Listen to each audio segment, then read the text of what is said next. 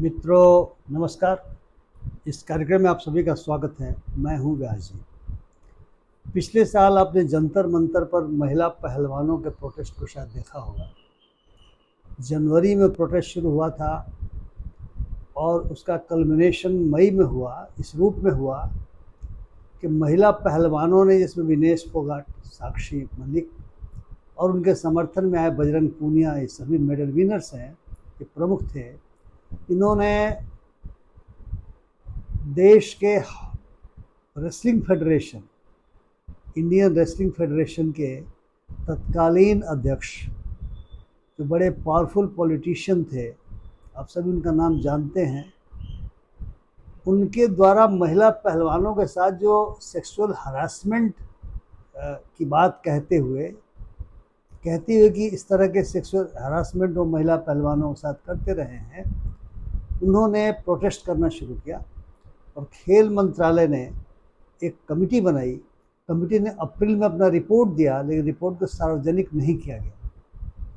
जानकार बताते हैं कि उस रिपोर्ट में उनको क्लीन चिट दे दी गई और उस कमेटी के एक सदस्य जो रूलिंग पार्टी में हैं, लेकिन वो बहुत बड़ी रेसलर रही हैं, बबीता फोगाट, उन्होंने कहा कि मैंने आपत्ति की थी इस रिपोर्ट पर, लेकिन मेरी बात को नहीं सुना गया। और ये रिपोर्ट बनाते समय जिन महिला पहलवानों ने शिकायत की थी सेक्सुअल हरासमेंट का, उनके बयान भी कलमबद्ध नहीं किए गए। उसके बाद पुनः शुरू हुआ और बाकायदा जंतर मंतर पर धरना शुरू हुआ।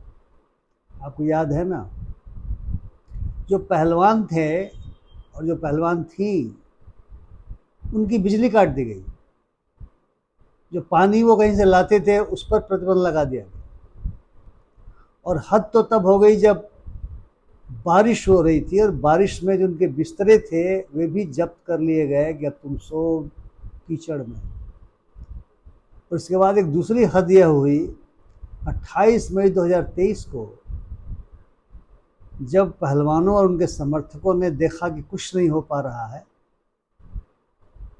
क्योंकि सुप्रीम कोर्ट के हस्तक्षेप से इस मामले में मुकदमा भी दर्ज हुआ था, लेकिन जांच की कार्रवाई बहुत धीमी गति से चल रही थी। अब आप सोच लें, हमारे आपके ऊपर अगर कोई आरोप लग जाए तो पुलिस तुरंत एफआईआर दर्ज कर लेगी, लेकिन महिला पहलवानों ने एक पावरफुल पॉलिटिशियन के विरुद्ध अगर आरोप लगाए तो पुलिस की या तो हिम्मत नहीं थी या कॉन्नाइवेंस थी दिल्ली पुलिस की, जिन्होंने एफआईआर दर्ज नहीं किया, तो लोगों को सुप्रीम कोर्ट जाना पड़ा।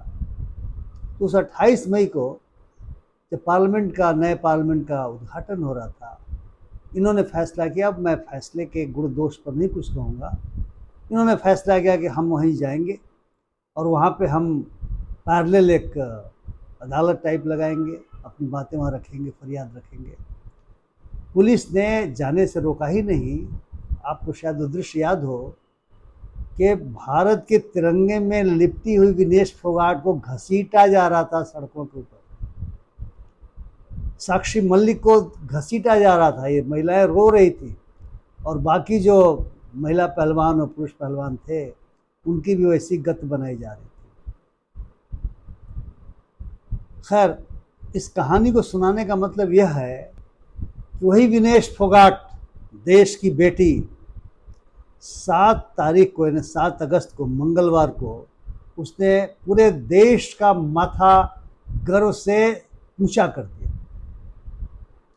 उसने एक ही दिन में प्री क्वार्टर्स, क्वार्टर और सेमीफाइनल तक का सफ़र सफलतापूर्वक पूरा किया और उसने प्री क्वार्टर में एक ऐसे महिला पहलवान को हराया, जापान की, जो 82 बार दंगल में कभी हारी नहीं थी, ओलंपिक गोल्ड मेडलिस्ट थी, वर्ल्ड चैम्पियन थी, लेकिन हमारी इस बेटी ने, भारत की इस बेटी ने जिसे परास्त किया, आप में से जिसने भी देखा होगा, आप सभी को लगा होगा कि भारत में दम है, भारत की बेटियों में दम है।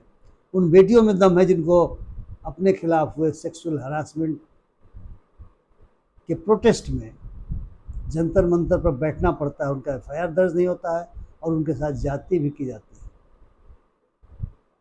उस समय आपने भी देखा होगा कि गोदी मीडिया जिसको हम कहते हैं, उसने इन लोगों की प्रतिष्ठा गिराने में कोई कसर नहीं छोड़ी। और जो बहुत सारे आईटी सेल्स बने हुए हैं खासकर सत्ता पक्ष का, उसके महारथियों ने, रथियों ने, पैदल सेना ने इनके विरुद्ध युद्ध की घोषणा कर दिया था। उनको लगता था कि ब्रजभूषण शरण सिंह इतने महान व्यक्तित्व हैं कि उन पर जो आरोप लगे हैं वो झूठे लगे हैं, गलत लगे हैं, और इन लोगों के द्वारा अपराध किया जा रहा है, इसलिए ऐसे अपराधियों को दंड दिया जाना चाहिए। और दंड आप क्या दे सकते थे? ये दे सकते थे कि उन्हें आप ओलंपिक में या अंतर्राष्ट्रीय मंचों पर खेलने के लिए नहीं भेज सकते थे। विनेश फोगाट, जिसकी चर्चा हम कर रहे थे, इसने देश का माथा गर्व से ऊंचा कर दिया, उसने अपने वजन को घटाया और 50 किलोग्राम की कैटेगरी में वो उसका चयन ओलंपिक के लिए हुआ।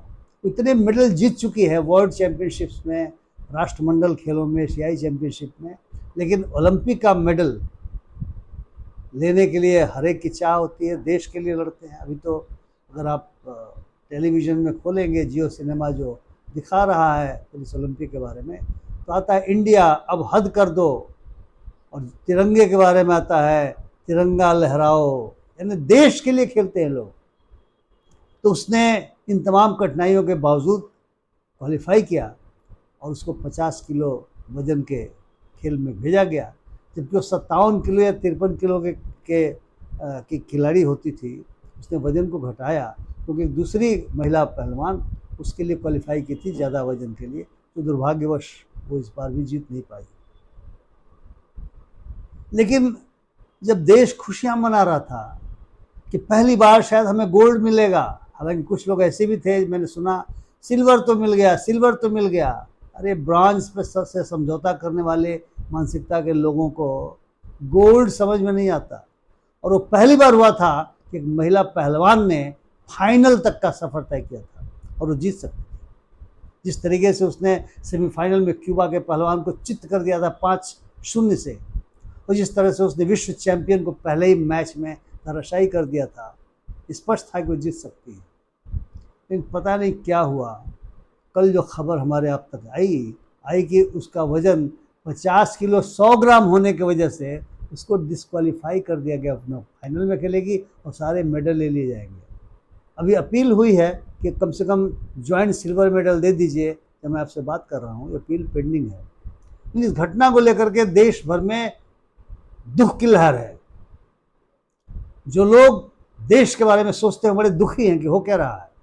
पहली बार ये गोल्ड मेडल आता, पहली बार इतिहास रचा जाता, और ये हो क्या गया। जो सिल्वर चाहने वाले थे उनकी भी चाह पूरी होती, हो सकता है सिल्वर ही मिल जाता है, लेकिन गोल्ड चाहने वाले लोगों की संख्या ज़्यादा थी, जो भारत की इस बेटी को परचम, हिंदुस्तान का तिरंगा लहराते हुए देखना चाहते थे पोडियम पर। दुख की लहर दौड़ी और गुस्से की भी लहर दौड़ी, क्योंकि 100 ग्राम वजन अधिक होने की वजह से, जबकि पिछले बार एक ही दिन में उसने 3 बाउट जीते थे, उसमें वजन ठीक था, और रातों रात वजन 100 ग्राम बढ़ गया। अब कहा जा रहा है कि उसका वजन सेमीफाइनल के बाद जब दोबारा नापा गया तो 2.7 kg था। उसने रात भर काफ़ी कोशिश की, तभी वो 100 ग्राम अधिक रह गया। और जो ओलंपिक कमेटी के नियम हैं, खास करके जो वजन के हिसाब से जो प्रतिस्पर्धाएं होती हैं, उसमें कोई छूट नहीं मिल सकती, उनका अपना नियम है। लेकिन हिंदुस्तान को तुरंत प्रोटेस्ट करना चाहिए था। कल दिन भर बात हुई कि प्रोटेस्ट किया जाए, सुनते हैं कि प्रोटेस्ट पर विचार नहीं हुआ, और अब कहा गया कि ज्वाइंट सिल्वर मेडल दिया जाए। अब देखिए क्या होता है। लेकिन लेके हंगामा भी मचा हुआ है, और कई लोग इससे कई तरह के निहितार्थ निकाल रहे हैं। कई तरह के लोगों का कहना है कि इसने अप्रैल महीने में इस साल एक ट्वीट किया था, और उस ट्वीट में कहा था कि मुझे डोप टेस्ट में पॉजिटिव बता करके और मेरे खिलाफ षड्यंत्र करके मुझे हटाया जा सकता है, मुझे उससे अलग किया जा सकता है।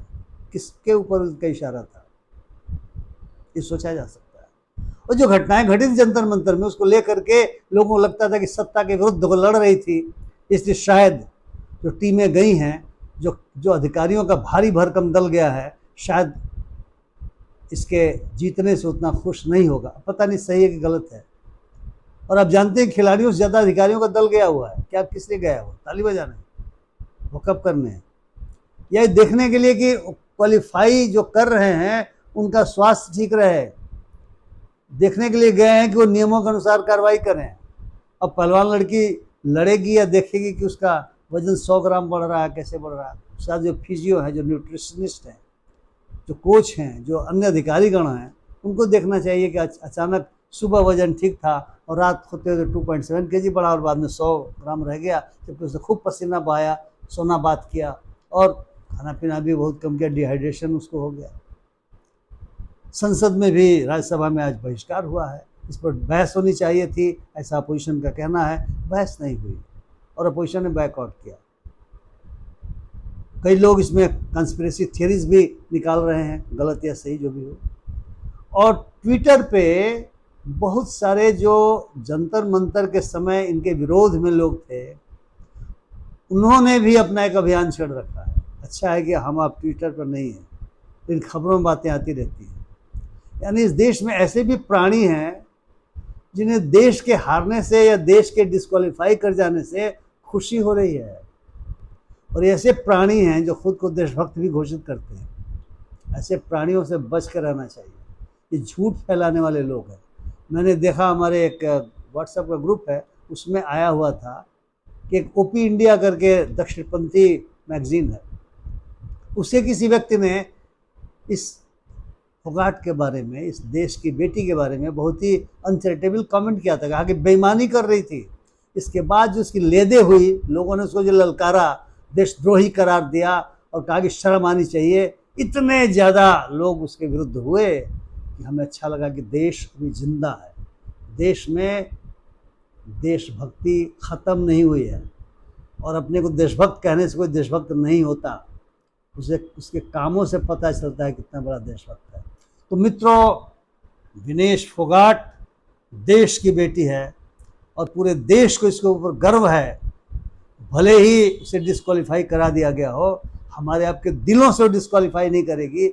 उसने इतिहास रच दिया, बना दिया, देश का माथा उसने गर्व से ऊंचा कर दिया, और हम कह सकते हैं कि हाँ, हमारे भारत की एक बेटी, उसने इतिहास रचा है और हम सब उसके साक्षी बने हैं। मित्रों, अगर आपको मेरी बात पसंद आए तो कृपया मेरे वीडियो को लाइक करें, शेयर करें और मेरे चैनल को सब्सक्राइब करें। अपनी टिप्पणियों से भी मुझे लाभान्वित करें। बहुत बहुत धन्यवाद। नमस्कार।